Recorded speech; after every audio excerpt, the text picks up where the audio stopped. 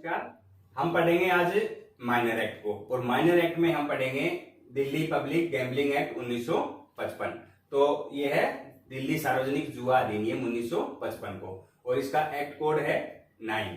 तो इसको आज हम पढ़ेंगे। तो सबसे पहले इसकी सेक्शन 1 में इसका बताया गया है कि इसका परिचय, सामान्य परिचय, इसका क्या नाम है, क्या इसका विस्तार है, इसके बारे में। तो सिंपल सी बात है, ये दिल्ली सार्वजनिक जुआ अधिनियम 1955 कहा जाएगा और इसका विस्तार पूरी दिल्ली पे रहेगा। ये सेक्शन 1 कहती है।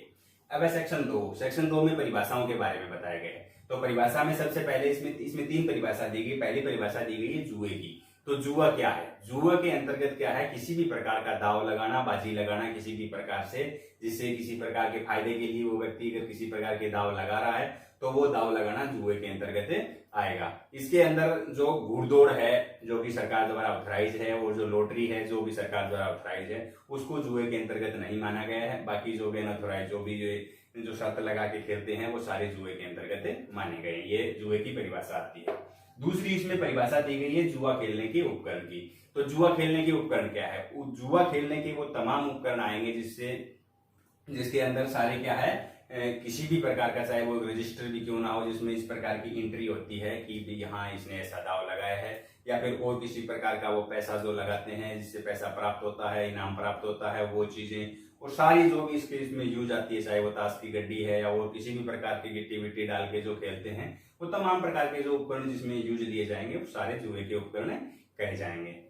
तीसरा इसमें परिभाषा दी गई है सामान्य जुआ घर की। तो सामान्य जुआ घर के अंतर्गत क्या आएगा? सामान्य जुआ घर के अंदर वो सारी चीजें आएगी जो भी, मान लो कोई चार दीवारी है, घर है, मकान है, कमरा है, गाड़ी है, यान है, जहाज है, इस सारी की सारी चीजें क्या है, सामान्य जुआ घर के अंतर्गत आएगी। जिसके अंदर जुआ खेला जा रहा है उसे सामान्य जुआ घर कहा जाएगा। तो ये तो हो गई इसमें परिभाषाएं। अब करते हैं इसमें सजा के बारे में बात। तो सेक्शन 3 क्या कहती है, किसको सजा देगी? सेक्शन 3 कहती है जुआ घर का मालिक होने वह उसे चलाने पर सजा। जो कोई व्यक्ति जुए घर का मालिक है, उसे चला रहा है, वो इसके तहत दंडित होता है। तो इसके अंदर क्या आएगा? जुए घर का मालिक के अंदर हो सकता, वो जरूरी नहीं है कि वो उस जमीन का या उस घर का, उस जगह का वो ऑथराइज ओनर ही हो, कोई जरूरी नहीं है। वो किराएदार भी हो सकता है, वो उसको रख रखाव करने वाला मैनेजर भी हो सकता है, वो सारे इसके अंतर्गत आते हैं। लेकिन इसके अंदर वही है, ऐसी जगह पे वो व्यक्ति क्या है, ऐसा काम मतलब जुआ खेलने दे रहा है। किसी प्रकार जो व्यक्ति जुआ खेलने के लिए उनको आने के लिए बुला रहा है, इनवाइट कर रहा है, उनको खेलने के लिए सुविधा प्रदान कर रहा है, ये सारे जो है जो काम वो कर रहा है वो मालिक इसके अंतर्गत दंडनीय होगा।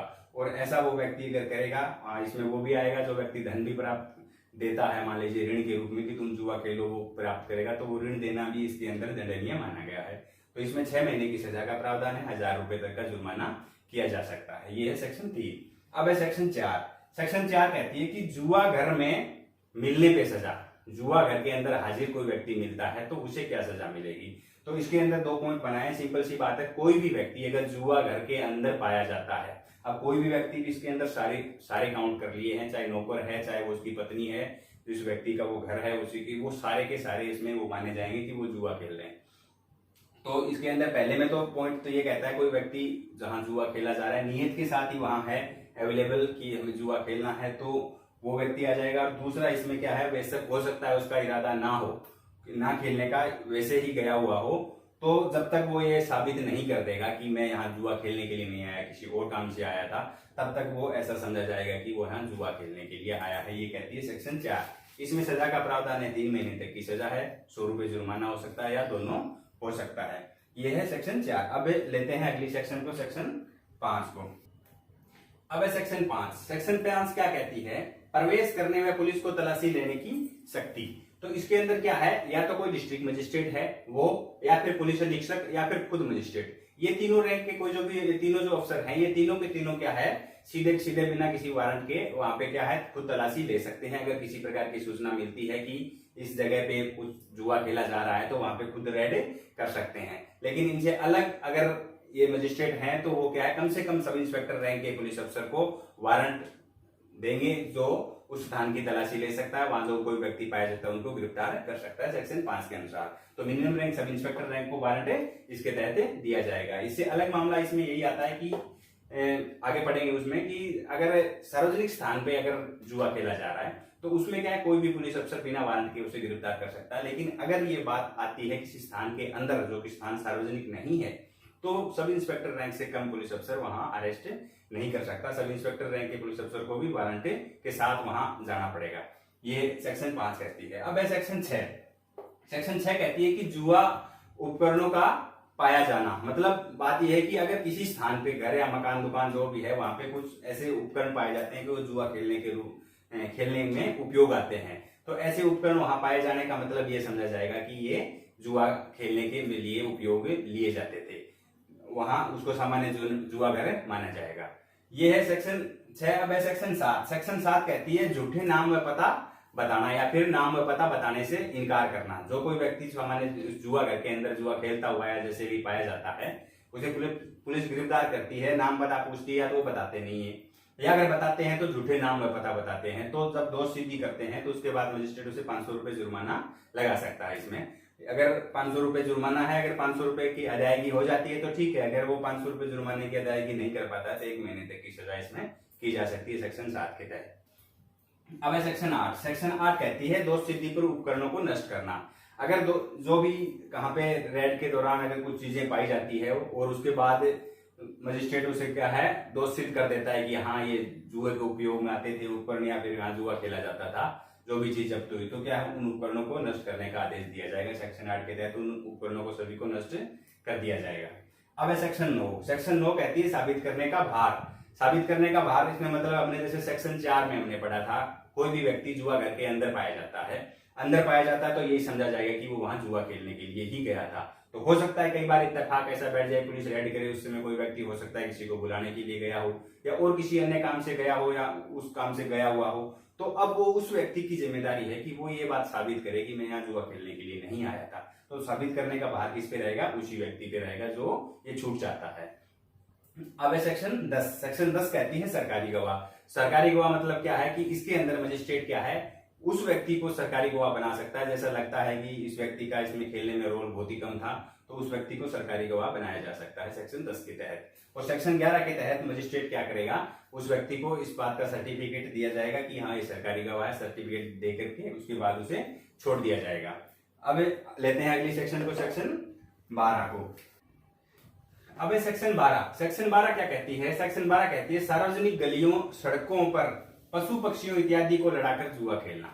मतलब जो कोई व्यक्ति सार्वजनिक स्थान पे जुआ खेलेगा, चाहे वो पशु पक्षियों के लड़ा रहा हो किसी भी प्रकार से, पतंगबाजी में पतंग कटवा के या और किसी भी प्रकार की स्कीम से, वो क्या है जुआ अगर सार्वजनिक स्थान पे खेल रहा है तो वो उसके अंदर 3 महीने की सजा है और 1000 रुपए का इसके अंदर जुर्माना है। और इसके अंदर मुख्य बात है जैसे कि अगर वो घर के अंदर खेलता है तो जैसे हमने पढ़ा था सेक्शन 5 के अनुसार कि मिनिमम सब इंस्पेक्टर रैंक और वही वारंट के अधीन वहां पे उनको गिरफ्तार कर सकता है, वारंट डाल सकता है। लेकिन अगर सार्वजनिक स्थान वाला मामला आता है तो यहाँ पे कोई भी पुलिस अफसर बिना किसी वारंट के उसे वहां पे गिरफ्तार कर सकता है और उन उपकरणों को कब्जे में ले सकता है, और अगर दोष सिद्ध हो गया तो उन उपकरणों को नष्ट कर दिया जाएगा। ये कहती है सेक्शन 12। अब है सेक्शन 13। सेक्शन 13 के अंदर क्या है, छूट दी गई है कि जो कलाकारी है वो जुए के अंतर्गत नहीं आएगी। कलाकारी का मतलब जैसे हम मेले वगैरह में जाते हैं, वहां पे वो बंदूक से गुब्बारे वगैरह फोड़ते हैं, कुछ वो गिलास विलास डालने का होता है, कुछ चक्कर वक्कर फेंकने का जो कुछ सिस्टम होता है, उनको क्या है जुए के अंतर्गत नहीं माना गया है। ये सेक्शन 13 में उन्हें छूट दी गई है। अब है सेक्शन 14। सेक्शन 14 क्या कहती है कि अपराध की सुनवाई कहाँ पे होगी। अगर इस जुए से संबंधित अपराध आता है तो उसकी सुनवाई कौन करेगा, कौन मजिस्ट्रेट करेगा। तो इसके अंदर वही मजिस्ट्रेट, कोई भी मजिस्ट्रेट होगा जो उस एरिया में अधिकारिता रखने वाला जो मजिस्ट्रेट है, जिसकी जुरिडिक्शन में ये चीज एरिया आ रहा हो, वो इसकी सुनवाई करेगा। सेक्शन 15। सेक्शन 15 कहती है अगर दोबारा अपराध कर देता है, तो यही जुए का अपराध में एक बार दोष सिद्ध हो गया, उसके बाद दोबारा अगर अपराध करेगा तो जो उसके लिए निर्धारित दंड है उसका दुगनी सजा उसे मिलेगी। इसके अंदर मुख्य बात वो है कि सजा सेक्शन 3 और 4 वाला जो अपराध है वो रिपीट करेगा तो इसमें सजा दुगनी हो जाएगी। ये सेक्शन 15 कहती है। अब है सेक्शन 16। सेक्शन 16 क्या कहती है कि किसी ने सूचना दी है किसके बारे में, तो जिसने सूचना दी है, जो मुखबिर था, उस व्यक्ति को जितनी रकम वहां पे पाई जाती है जुए में, उस रकम का एक हिस्सा उसे क्या है एज ए गिफ्ट मान लो, इनाम स्वरूप उस व्यक्ति को दिया जाता है। ये सेक्शन 16 के अनुसार किया जाता है। अब है सेक्शन 17। सेक्शन 17 कहती है रिकवरी ऑफ फाइन। मतलब फाइन जो भी इसके जो लगाएंगे इसकी रिकवरी किस प्रकार की जाएगी। तो इसमें जो अपनी सीपीसी है, सिविल प्रोसीजर कोड है, उसके अनुसार ही इसकी जो फाइन की रिकवरी वगैरह है वो की जाएगी। तो ये है दोस्तों अपना दिल्ली गैम्बलिंग एक्ट। मोटा मोटी तौर पे इसे हम अगर रिपीट भी करें तो सिंपल सी बात है, पहले सेक्शन के अंदर इसका विस्तार बता दिया गया, पूरी दिल्ली के अंदर है, दिल्ली सार्वजनिक जुआ अधिनियम धारा 1955 कहा जाएगा। दूसरे में परिभाषा दी गई जुए की, जुआ घर की और जुआ के उपकरण की। सेक्शन 3 के अंदर जुआ घर का जो मालिक है उसको दंडित किया गया सेक्शन 3 के अंदर, और सेक्शन 4 के अंदर दंडित किया गया किसी व्यक्ति को जो वहां पे पाया जाता है, बेशक वो जुआ ना खेल रहा हो। अब उसके बाद सेक्शन 5 के अनुसार कौन व्यक्ति इस वहां पे रेड डाल सकता है, मिनिमम सब इंस्पेक्टर रैंक बताई गई है, या फिर मजिस्ट्रेट खुद रेड डाल सकता है। तो सेक्शन 6 में अगर किसी स्थान पे उपकरण पाए गए तो वो मान लिया जाएगा कि सामान्य जुआ मतलब जुआ खेलने के लिए उपयोग होते थे। ये सेक्शन 6 में। सेक्शन 7 में जो व्यक्तियों को गिरफ्तार किया गया वो नाम पते नहीं बता रहे हैं या फिर नाम पते झूठे बताते हैं, तो वो सेक्शन 7 के तहत है। तो इसमें 500 रुपए जुर्माना हमने पढ़ा था।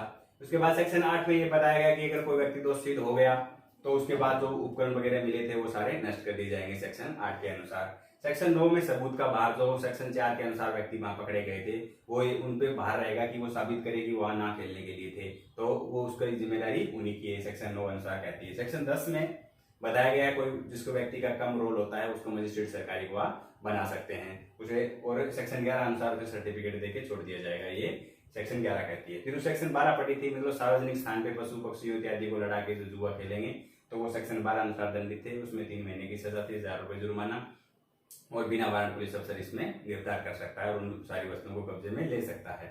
उसके बाद सेक्शन 13 में ये बताया गया, छूट दी गई कि जो कलाकारी है वो जुए के अंतर्गत नहीं आएगी, जो रिंग फेंकना वगैरह वो इसमें आते हैं।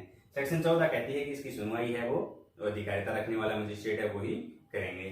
सेक्शन 15 अगर व्यक्ति सेक्शन 3 और 4 का अपराध अगर रिपीट करेगा तो उसे दंड है वो दुगना मिलेगा। इसके बाद सेक्शन 16 में जो मुखबिर है उसको जो रकम वहां जुआ खेलने में वहां पाई गई थी मिली थी उसका कुछ हिस्सा उसे एज ए इनाम स्वरूप दिया जाएगा। उसके बाद सेक्शन 17 कहती है कि इसके फाइन की रिकवरी किसी हिसाब होगी तो वो होगी सीपीसी के अनुसार, जो सीपीसी का रूल है उसी अनुसार इनके फाइन की रिकवरी होगी। तो ये है दोस्तों अपना आज का दिल्ली जुआ अधिनियम। उम्मीद है कि आपको बेहतर से समझ आ गया होगा।